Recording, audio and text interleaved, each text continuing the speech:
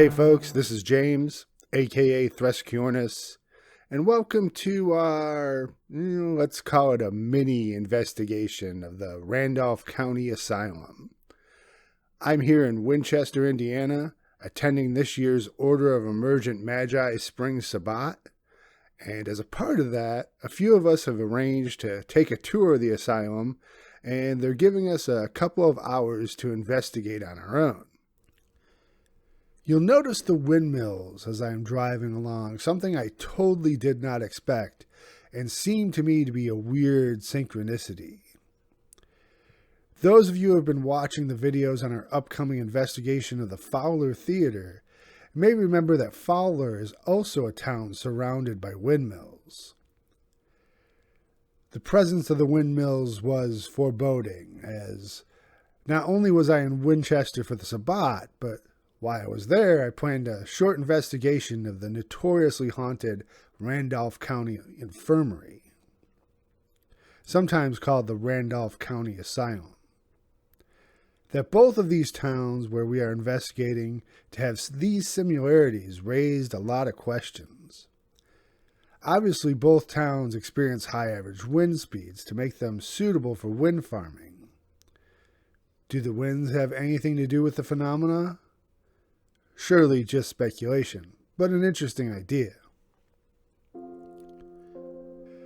While the other members of Midwest Spirits couldn't attend the event, I did convince some of my fellow members of the Order of Emergent Magi to accompany me and help investigate the asylum. I want to thank Kate, who gave us our tour.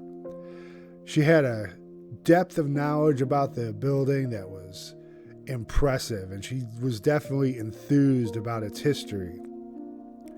It's totally worth going there just for a tour.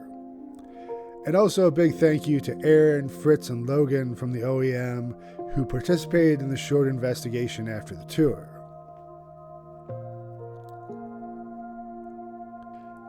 The thing to understand about the Randolph County Asylum is that it wasn't an insane asylum, or even a tuberculosis asylum. It was more of a house of public welfare.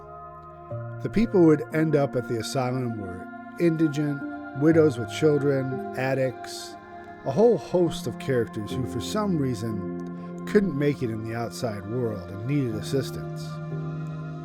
While not an insane asylum per se, you could bet that many folks in this place were facing mental challenges, like Ida. Ida was a victim of syphilis. In her later months at the asylum, Ida was one of the few residents who stayed in the basement, simply because she was a danger to herself and others, yet was not deemed a good candidate for an insane asylum. That or the people of the infirmary felt that they wanted to protect her. Sadly, she did end up committing suicide, a fact that our tour guide said that Ida doesn't like mentioned in her room. Out of respect, we refrained from talking about her suicide directly as we conducted an EVP session in her room. EVP stands for Electronic Voice Phenomenon, which is a fancy way of saying noises of possible spirit origin that may be picked up by a microphone, but weren't heard by anyone at the time. We didn't hear anything or pick up anything as an EVP in Ida's room, but it was an interesting experience. Randolph County Asylum, heading down. How do we get to the basement from here? I think it's over here, isn't it?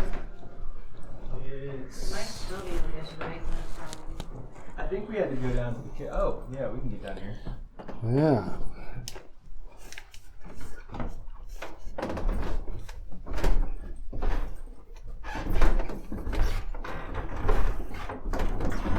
So this is basement men's side. Yes. Basement, men's side.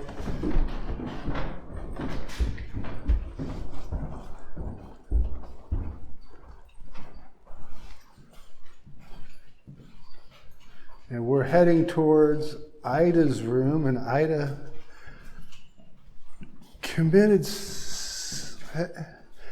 she passed away here. Let's put it that way, since we're entering Ida's room.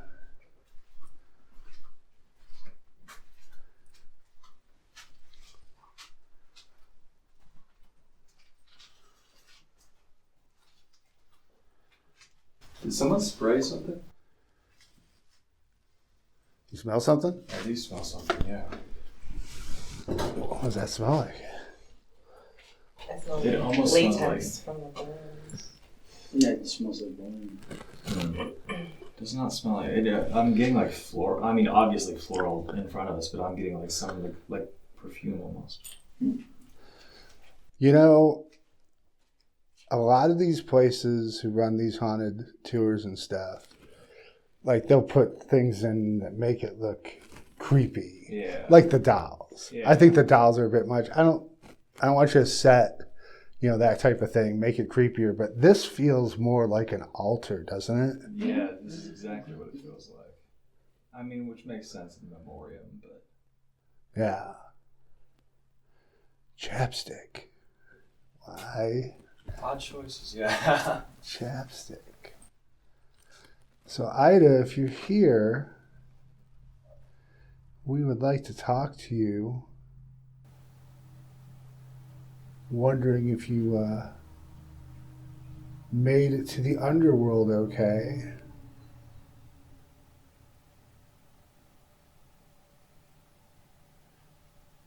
Wondering why you were so upset.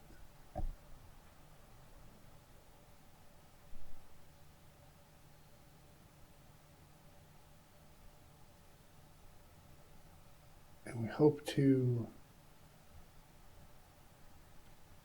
maybe tell others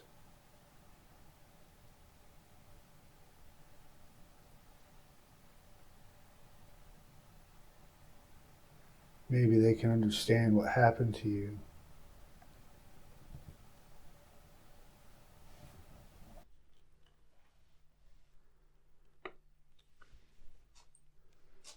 This thing right here, I'm putting my finger on. This will record your voice if you speak into it.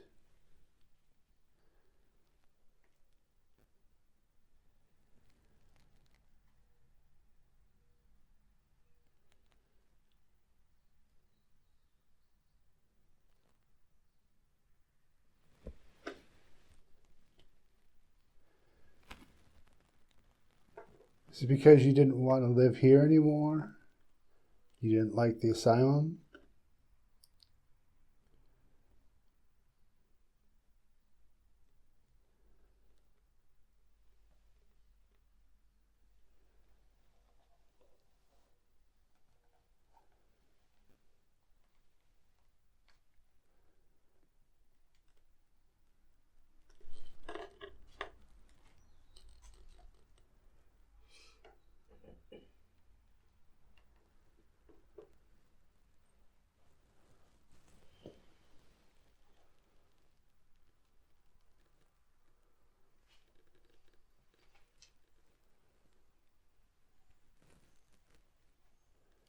No, I can't say that I feel anything here. What do you guys think? I'm not getting anything in particular now. I feel a heavy tiredness. Yeah. Intuitively, I hear her saying my husband gave me syphilis. It damaged my brain, made my life miserable. So Yeah. frustrating.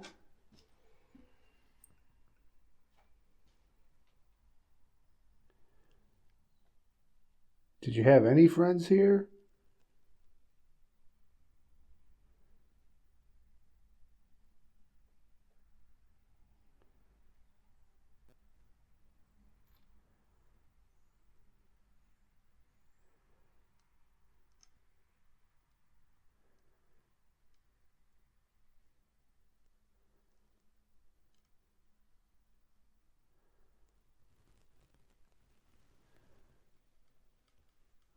I don't know. Maybe this is one spirit that wants to be left alone. Yeah. It's almost, I don't know, I really don't get much of anything. Maybe melancholic, if anything. Just Yeah.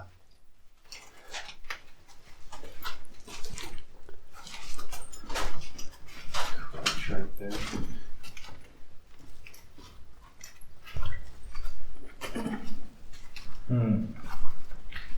I get a sense of like busyness, like busy work. You know, like many moving feet, many busy hands. Yeah, well, if this was used for storage, then it was constantly bringing stuff in, taking stuff out. Yeah. Could you imagine having to schlep all day, up and down stairs, no elevator? Our next stop in the basement was the kitchen, which was the domain of Doris, a longtime resident.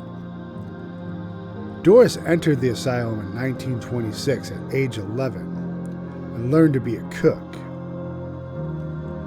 She left the Randolph County Asylum for a short time as a teenager, but returned at age 21, unable to make a life for herself on the outside. Inside, she cooked for all the asylum's residents for most of her life until her death in 2006.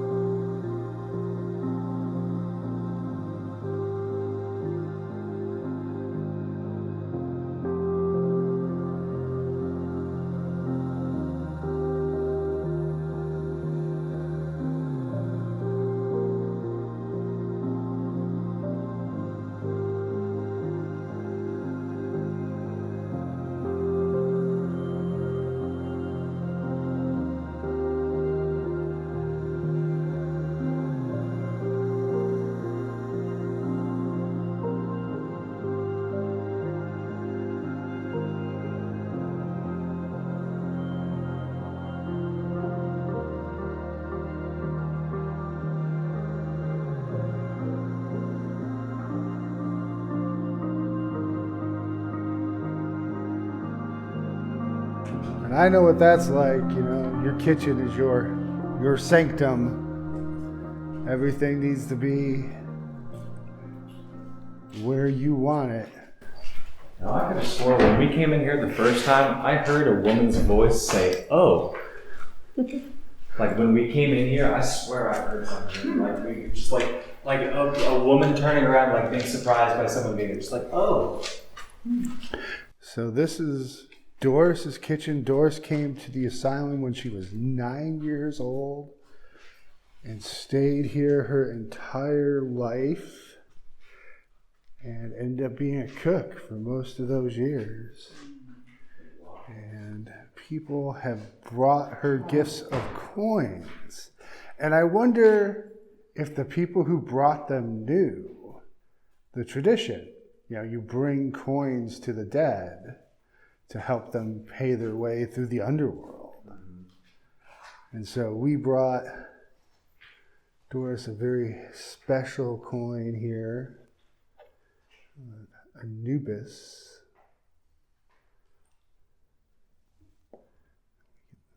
Try to set that up. Give that a try.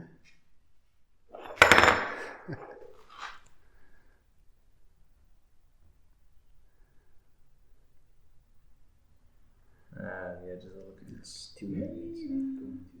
Yeah. Yeah, that's fine. There's some other coins here standing up. And we can ask Doris if she's here. Can you knock one of those coins over?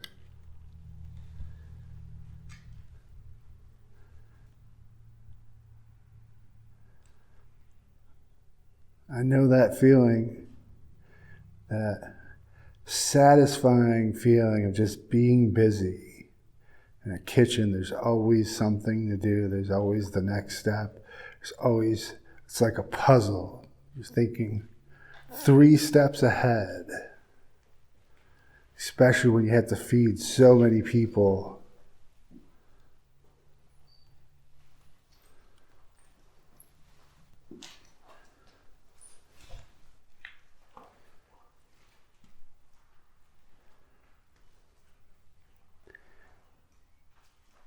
Now, the folks who did the one documentary I was talking about earlier, they had someone who was scratched down here in this basement, not this room, but in one of the hallways. Got a scratch on the back of their neck. And, yeah. Which is not too uncommon of a thing. All right.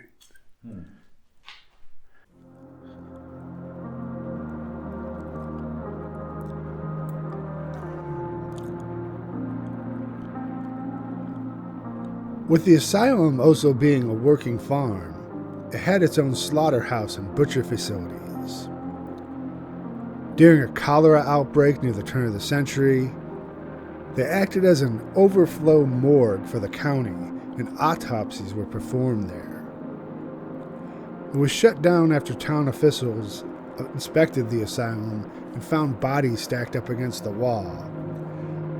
The formerly dirt floor was then covered in concrete to contain the disease.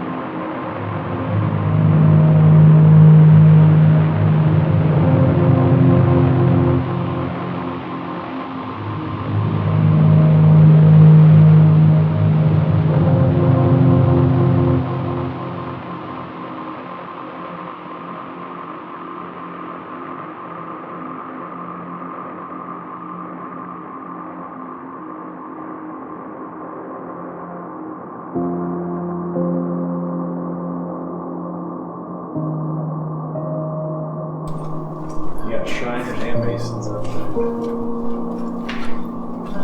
The doorways behind us are all arched. These are all wooden arcs. So this is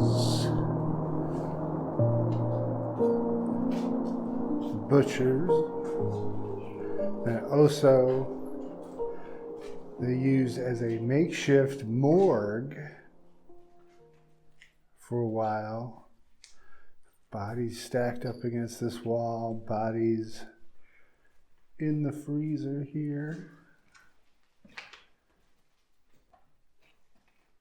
Oh, look, I just saw this, but you know, somebody just. Yeah, they got a body bag in there. Definitely. Yeah. I never would have thought that old freezers or refrigerators would have been wooden. Right, that's trips me out. I guess like you still got the insulation. But the other one had a wooden door. The Yeah. refrigerator one.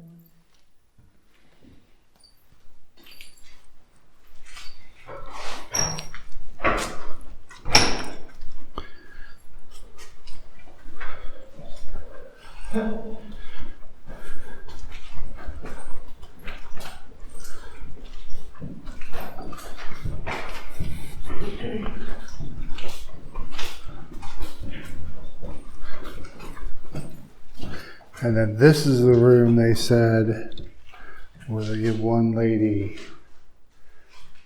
was, well, we'll say gang raped. There's no reason to sugarcoat it. A lot of echo in this room.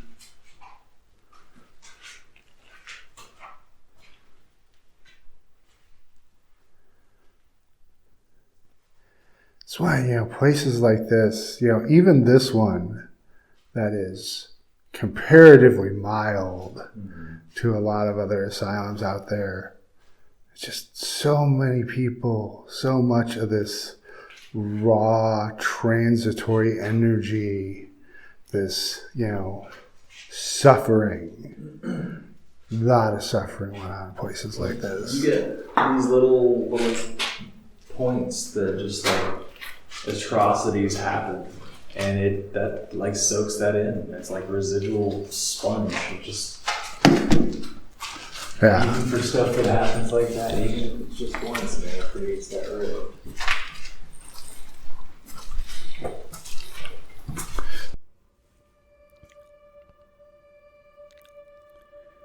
From there, we headed back to the first floor. During the tour, we learned about the history of the asylum and many of the more interesting residents. It was originally built in 1851, burned to the ground in 1854, and rebuilt in 1856. The second building was a victim of shoddy construction, with most of it eventually demolished, and the building we see today was built in 1899. In 1994, it was converted into a senior care facility until it was closed in 2009.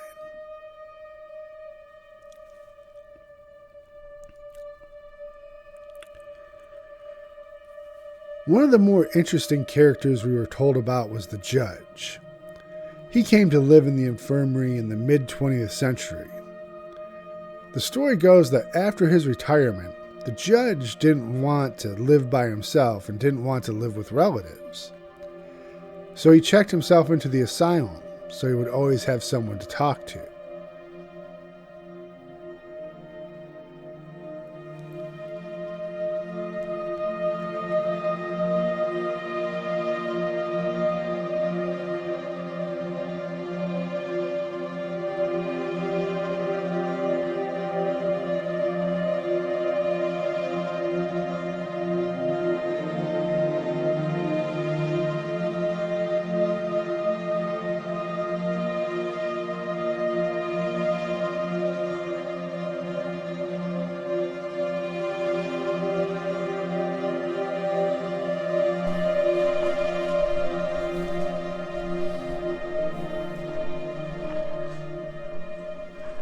In the common room, men's common room. And this is what fascinates me so much, the story of the judge.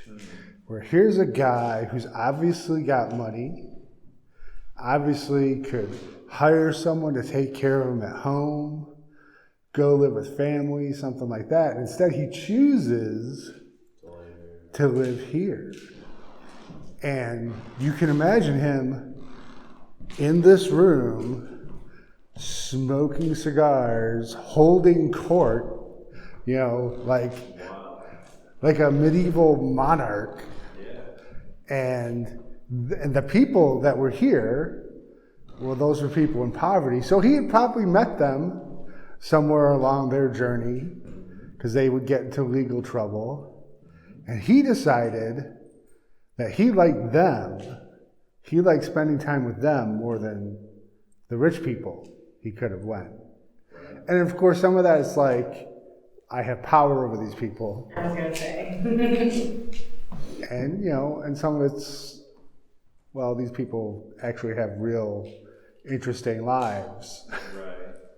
I mean, there's probably a little bit of both. I would hope that that more, I don't know if I'd call it altruistic, but socialized. Yeah. I mean, I'd like to think that there was some wholesomeness there, but I do think that there was probably a bit of like, oh, I have influence over these people, so I'm Yeah. just a judge on the outside, but to these guys, I'm like the judge. I'm the king.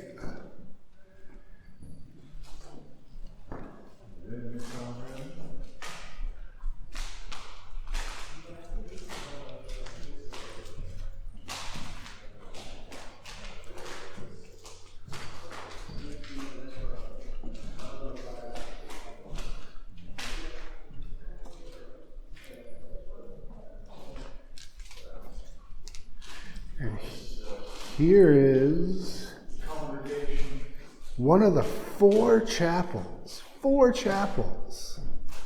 that they had here. And once again, you gotta ask questions. It's like, it's because the Catholics didn't want to mix with the Protestants and the Baptists didn't want to mix with the Methodists. And then they were, gender specific too there, so.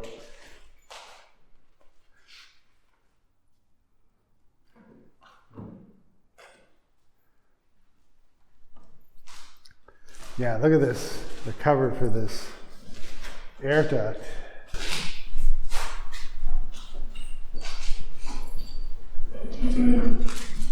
Crazy.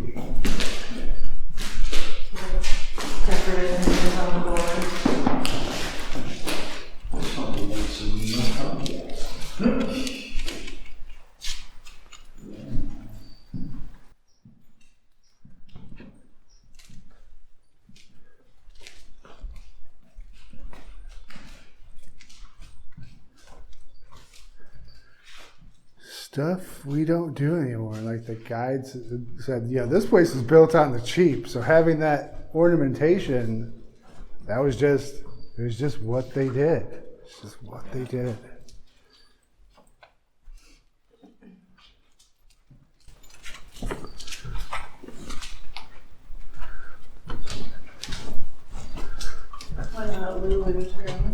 Yeah.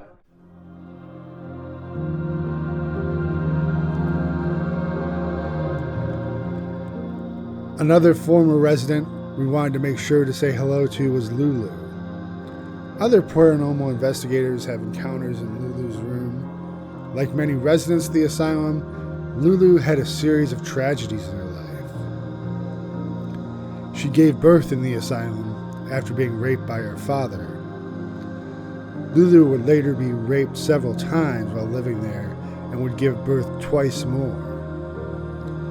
She lived in this room with her 3 children next door, and some say she found brief moments of happiness living together with her children at the asylum.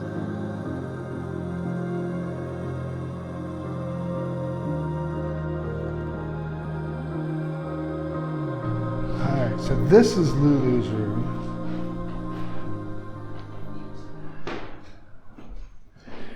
And Lulu was a young lady who was supposedly living here with her stepfather, and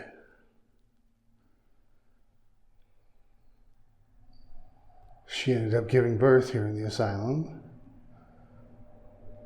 We'll go ahead and call that rape. And then ended up giving birth to multiple children here.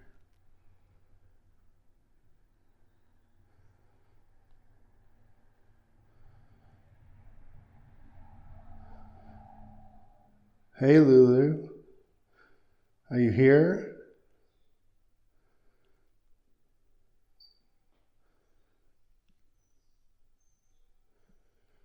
We don't think you should be ashamed of what happened to you.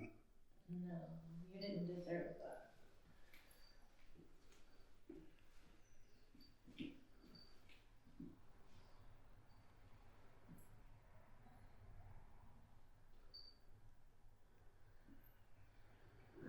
We hope that you had some good times with your children here.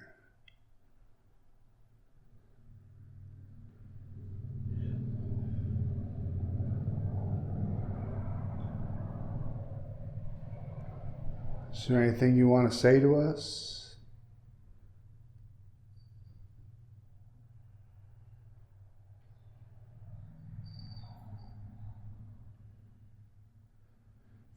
Is one of you guys making that jingling noise? My ear, sorry. Okay. I just realized that I'm like, I shouldn't move because that's going to be confusing. I have multiple bells in my ear. There's lots of That's fine. That's fine. I thought it might be the REM pod going off.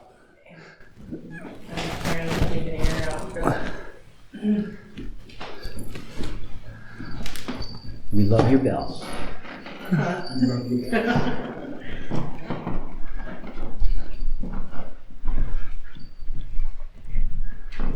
Just not they look from those old style light bulbs. Yeah. Try to couple of them.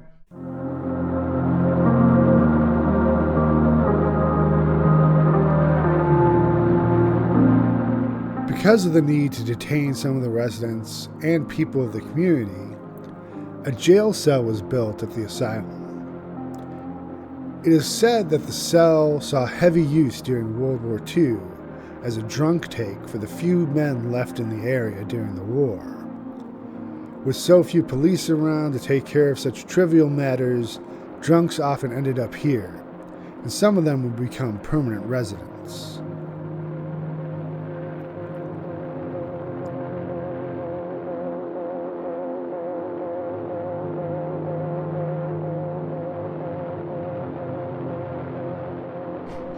That's the shoe. Let's come on in. And of course, we can't, I don't think we can move the lock, but these things are always feel a little bit different when the door is closed.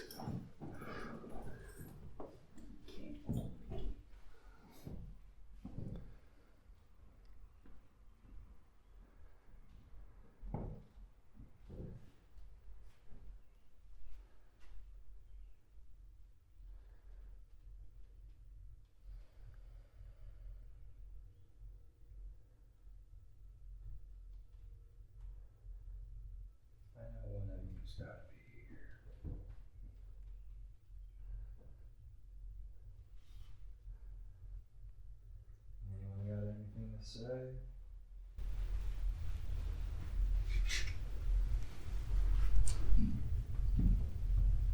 Had one too many?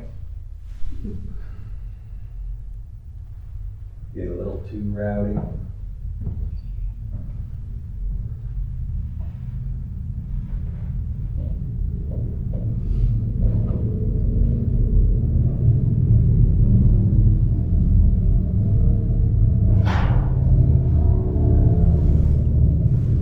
It's odd, I don't get as much of a presence as I thought that I would. Like I felt like I would have like Right. I felt like I got like a headache when I walked in here the first time, but it's oddly like calming in here. Did you come into the cell the first time? I didn't know. I stood outside of it. So that's interesting. That it's more comfortable in the cell. Yeah. I don't know why. It's just like maybe it's just humans like, I don't know, on some level like being like feeling confined, like we feel like it's closer or more comfortable. But this is like, I would have expected to feel more like, you know, like maybe a little bit of disorientation. You know, if this was like being used as like a drunk tank, maybe a little bit of rage, a little anger. Yeah, but you know what? I think for the vast majority of people, their greatest anxiety would be right where I'm standing. Mm-hmm. When they're about to get put in there and they don't know what's going to happen to them, mm-hmm. and they don't, you know, the future, they could be in trouble, don't know when they're going to get out, don't know what it's like in there. Yeah. And then once you get in there and you resign to your fate, you could just relax. Huh. That's interesting. Well, last chance, anyone that feels chatty. I'm gonna go ahead and leave you alone now. Thank you for this opportunity.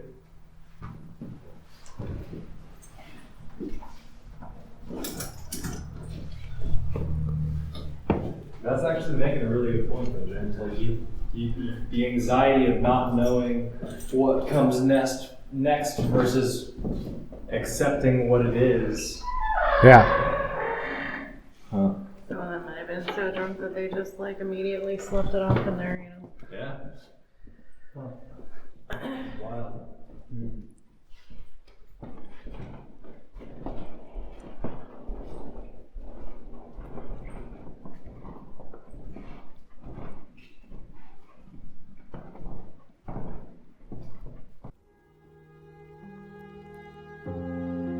We now head up to the asylum's attic, mostly used as a storage space and a place to dry corn. However, it was also used as an extra community room at times with children playing and other activities.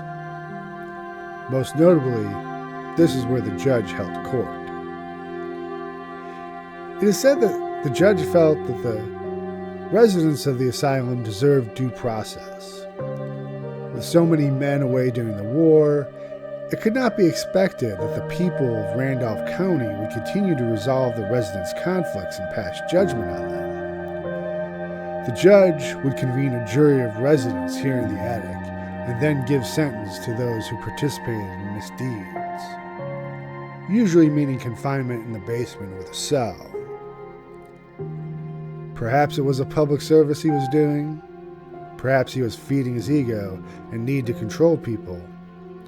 In any case, two of us heard some strange noises up in the attic during the tour, so we decided to perform our spirit box session here. We also placed our REM pod in the area where the judge was said to hold court. A REM pod is not unlike a musical instrument, the theremin. If something breaks the electrical field around the antenna, it will go off, and we had some surprising results.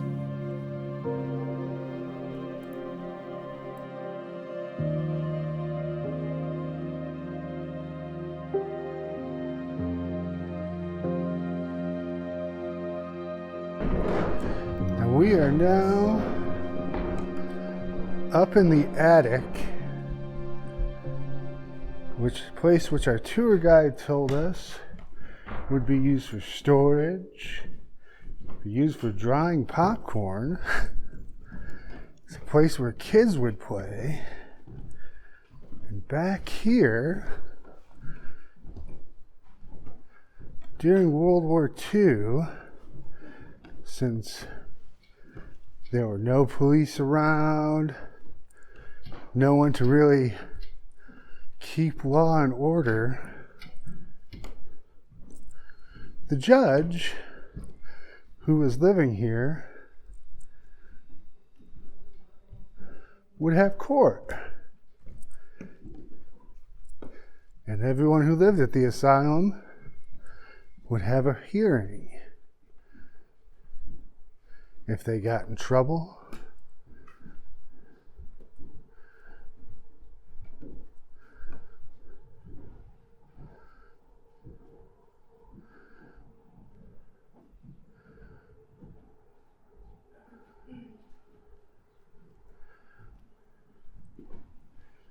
I think I want to put the REM pod back here.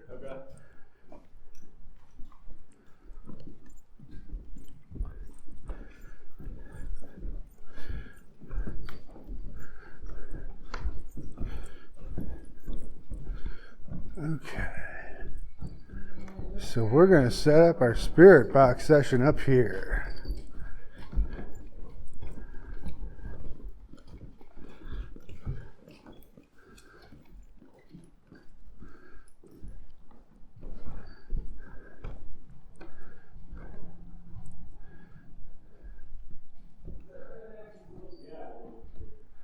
Perfect.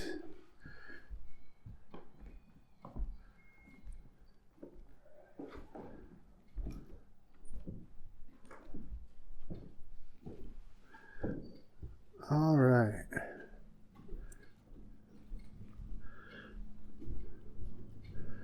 Fritz, if I can get you to hold this here. So I can root around in the bag. Logan, where you want to sit? I want the big blue chair. The big blue chair. Good call.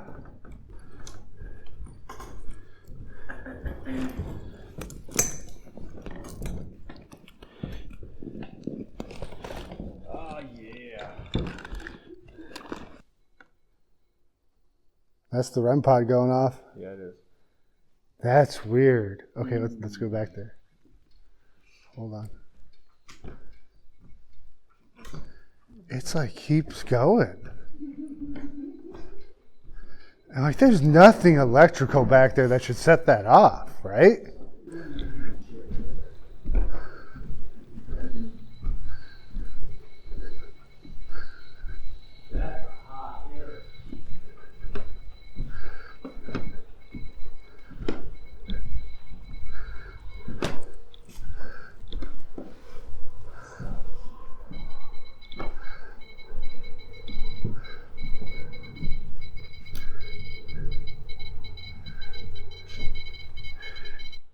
There is nothing close enough to this thing. Oh, hi. How are you? Am I invading your space?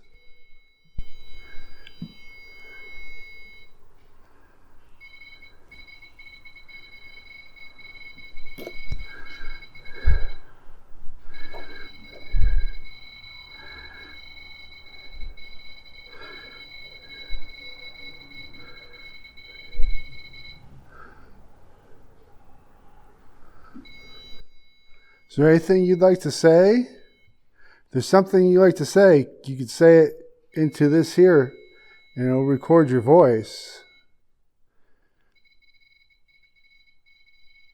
Well, Your Honor, why don't you go ahead and stay there, and you can pass judgment on us, I guess.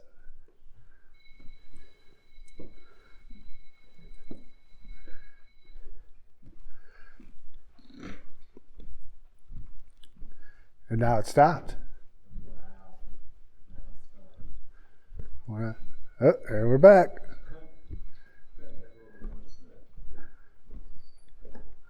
So I'm going to state for the record, and I've said this before, that REM pod, it does not just randomly go off. I've had that thing sitting on my altar for like 8 hours and not go off. And yeah, for it to do that, that is probably some of the strongest continuous REM pod hits that I've ever seen. Except for that time out with Syria.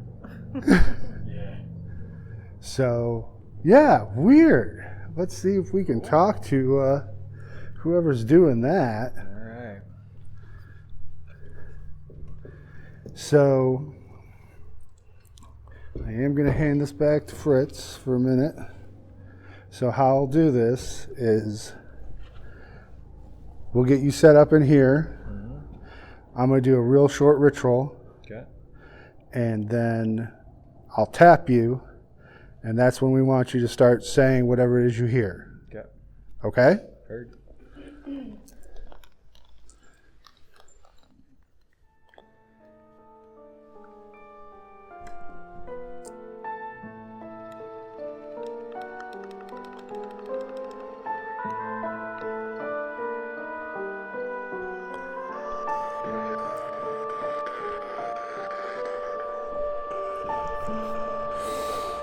Aoth, Aberoth, Betsam, Itzhak, Sabioth.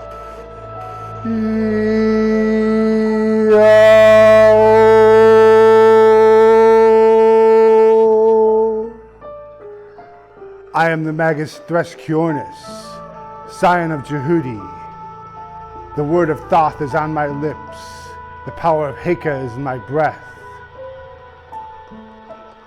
I come now to speak to those who inhabit this place, the spirits who are here. Please come and speak with us now.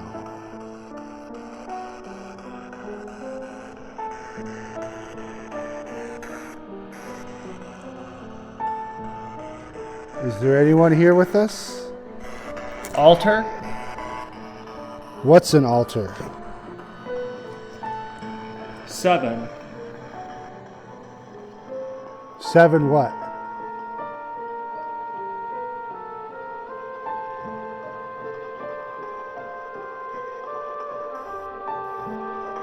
End it? We just got started.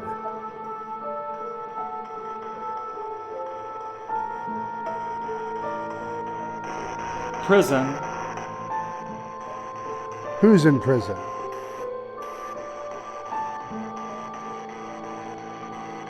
Are you talking about the jail that's here? If you have the Have what? laundry, What about the laundry?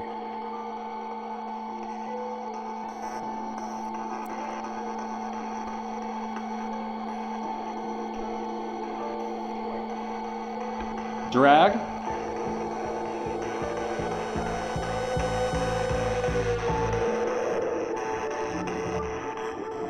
Who was touching that device? Who's making that make noise, that antenna, that purple disc?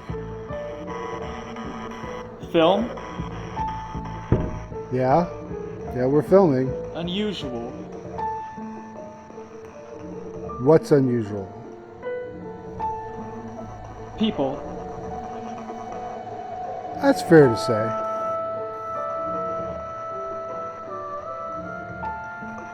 the board, What board?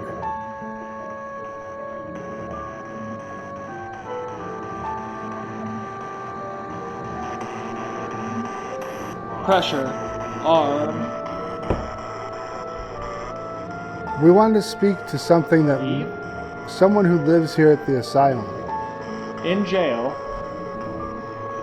It's the second time he said in jail, which is weird after he sat in that cell. Someone from the jail. war, in the news, Yeah?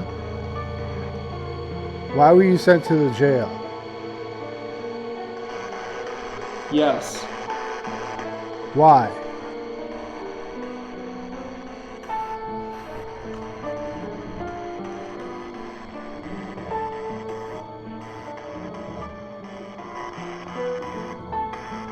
three, 3. 3 what?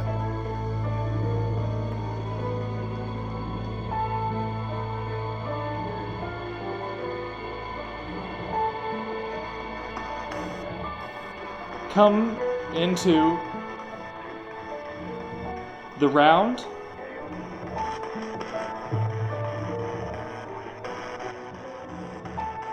Who are the 3? What budget, are, what are the 3?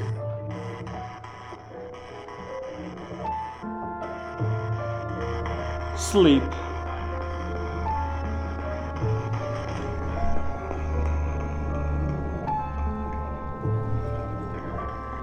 no, No you what? help, Help what? We'd like to help you. What would you like us to do? you're gonna do it, Maybe.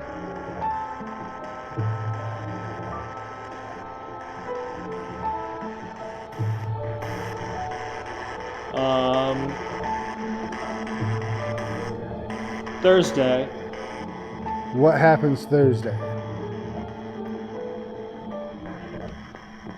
our team, Yeah?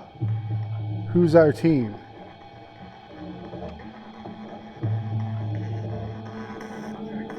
contract,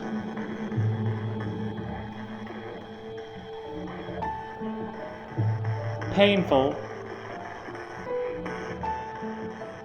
What's painful?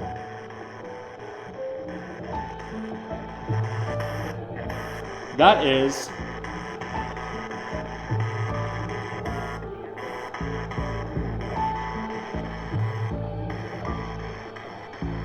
elected,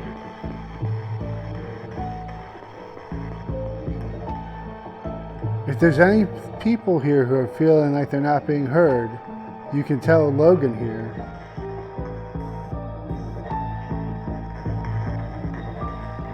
Your Honor, I Did what? Did you do anything? Why were you in trouble? fall,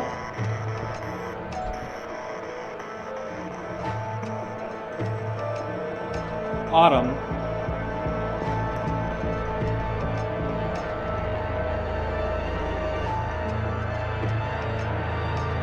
So, were you in the jail sloppy, here? Sloppy. Slop. We're in camp. natural,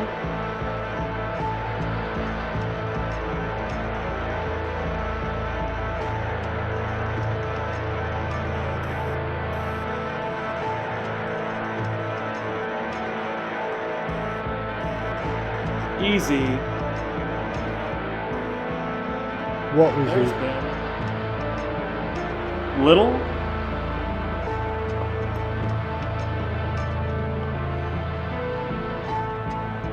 music, Yeah? declaration, short,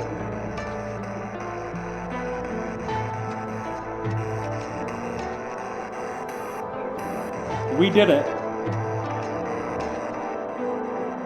Does anyone know someone fresh, we did it? Did what? gentlemen,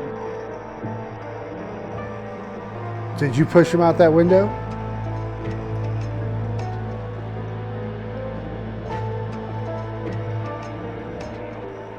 radio,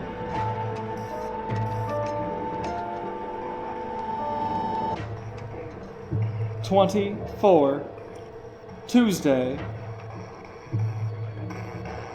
What's your name? My name is James. Sometimes Thresciornis. What's your name? Use them.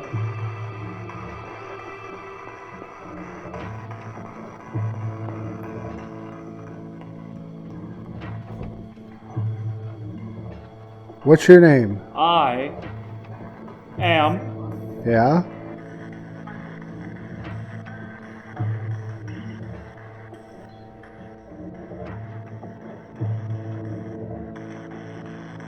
You are?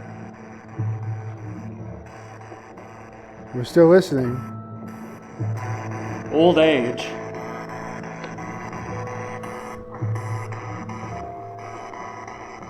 Unsettled.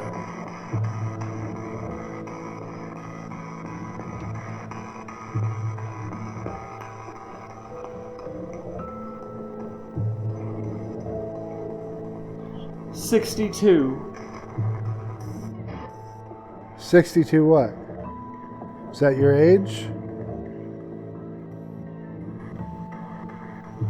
It's a lot of music.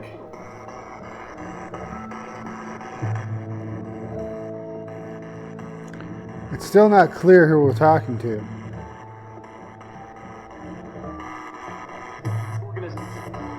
Organism. Yeah?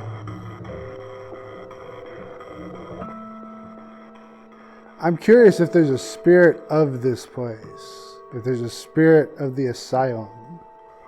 Natural. Yeah. Channel. Understand? No.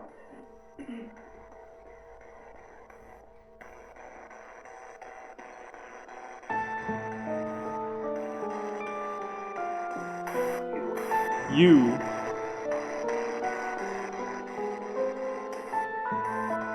What about us?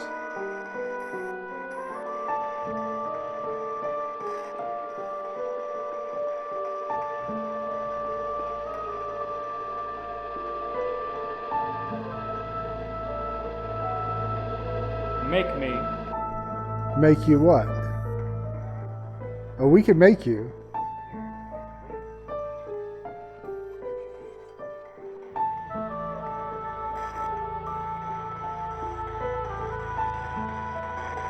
Revenge. That old.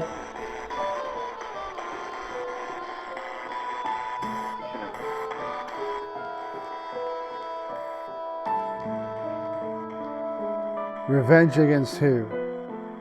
Fine.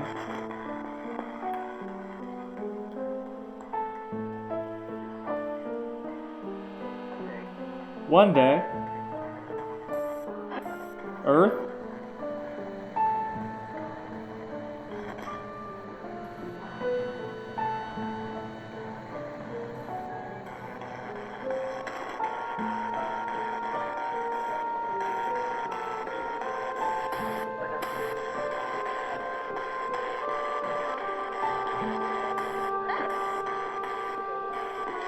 there will be a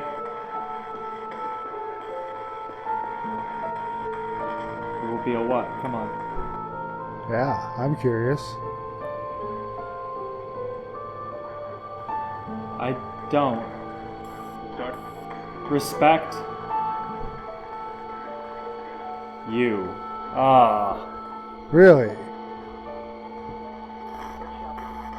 Shepherd. Well, that's not my problem.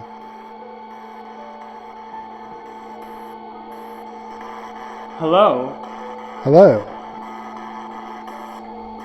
Test. Is this someone else? This is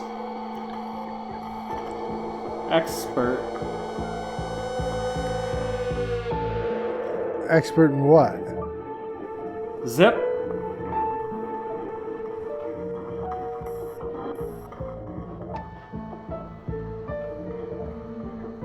What expert? Whatever.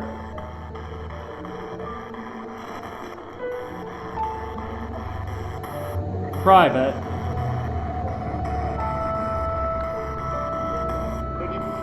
Make me. Make me. Make you what?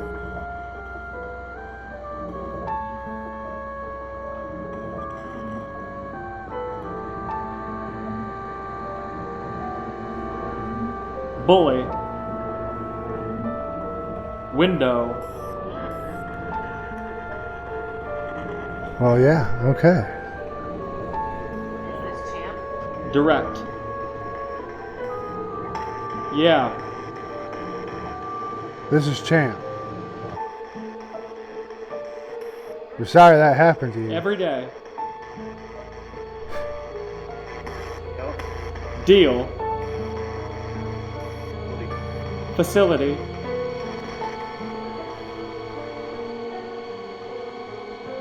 Were you friends with the judge? 8. Were people mad at you because of the things you told him? Stall.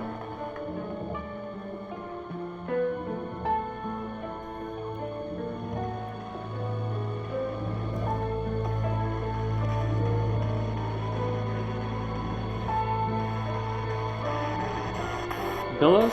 You're better off. Chaos. Chaos. Way off. Yeah. Cold. Cold? What is your time cycle? Him. Who him? Cold?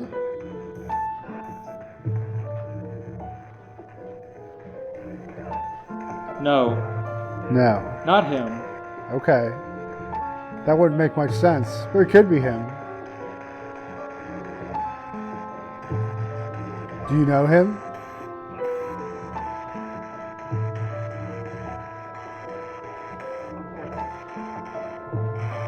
They're on the outside. Who's on the outside? Every couple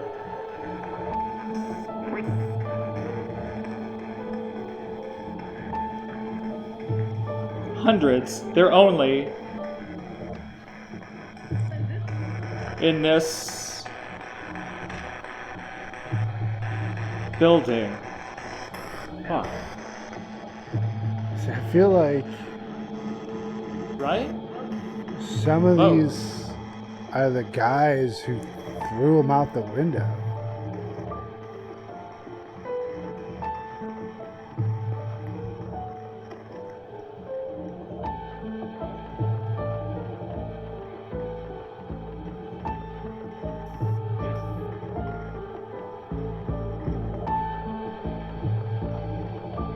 We're getting close to the end of our time here.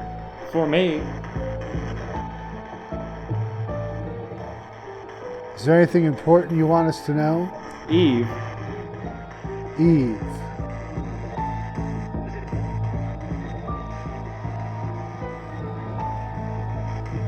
Very well.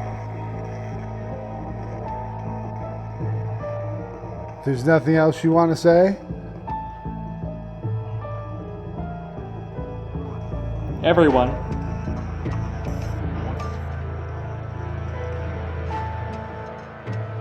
It's weird how sometimes you could hear words outside the headphones, like everyone wants. Yeah. Yeah. What does everyone want?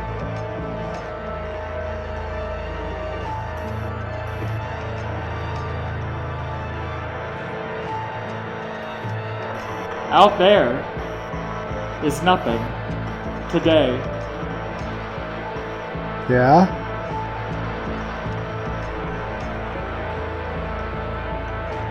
Yeah, I just heard a thump.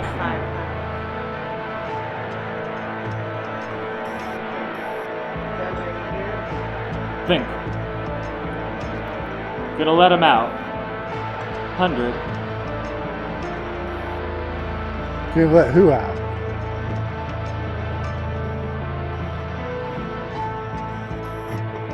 Put me.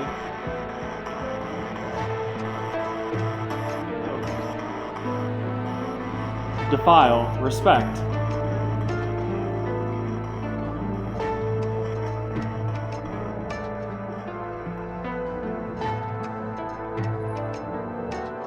All right. Corrupt. Who's corrupt? Not the judge. Then the left. Well, I think every judge is corrupt, probably. Right, Judge?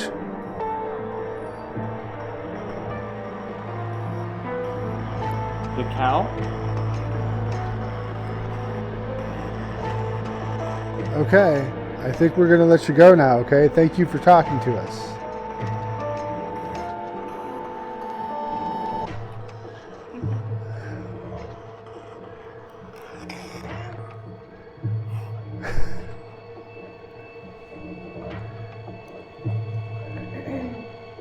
What'd you think? I guess, how did it sound out here? Well, there was a lot of talk about jail. What other stuff? Window. Yeah, things related to maybe Champ being thrown out the window, either Champ talking to us and or people who did it. Jail. Maybe some references to the judge. I think, and this is something, you know, I see kind of happen in places like this. It's just like there's so many spirits that want to have to be heard that it's jumbled. It was incredibly diverse. Like there was a lot of different, and it was weird because one of the first times that we did this back at, what was it, not VR or not Sludge last year when we did the invocation for Medusa. Yeah. It was like that seemed very like one track oriented. Yeah. This was very much so all over because like I was getting things that were like I was getting like a lot of like it was tough to pull out of the mix because it was like children's voice, but it was like quiet and you could tell that it was like you could tell it was a child's voice. But then there was a couple others that were like just very different and very different energy. Like there was a couple I think I said like Your Honor. something like that. Yeah. Which I thought was weird. And then there was also like some really, I don't know, like there was some kind of nasty energy there. Like there, I don't know if this was like the people that were more like inclined to brutalize other people, but there was very just like, fuck you, I'm here, so I'm going to do what I want. I found the Spirit Box session fascinating, as it seemed to reinforce the narrative of men ending up here during the war. Men who were not suitable for service, perhaps due to a criminal record or addictions, who became residents during that time. It also fit the narrative of the judge, with Your Honor coming through, as well as the strong REM pod results in the area where the judge held court. It also seemed to reinforce another tale the tour guide told us. A resident named Chance, who was purported to be friends with the judge. It was alleged that one day while Chance was cleaning his windows, he was pushed out by one or several men. That his window is mentioned in the Spirit Box session is ominous when taken with Logan's impression that he was speaking with spirits who are aggressive in life.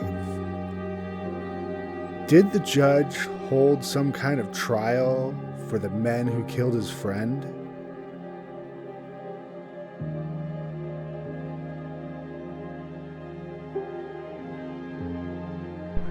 This is the room of the one gentleman who may have been pushed out the window here.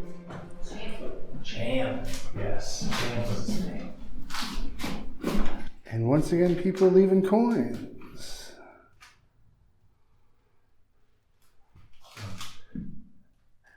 That is not a short way down. Second story? Third story?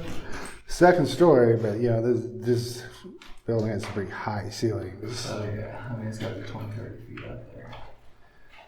There's someone else.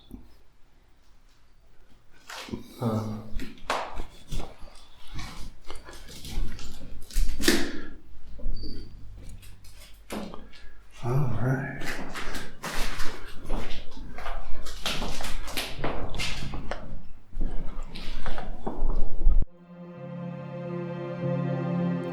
Overall, as I expected with such a short investigation, we didn't get much evidence. I did, however, gain valuable experience that will be useful when we investigate the Fowler Theater. I hope one day to return to Randolph County Infirmary with the rest of the Midwest Spirits crew and spend the time for a proper investigation.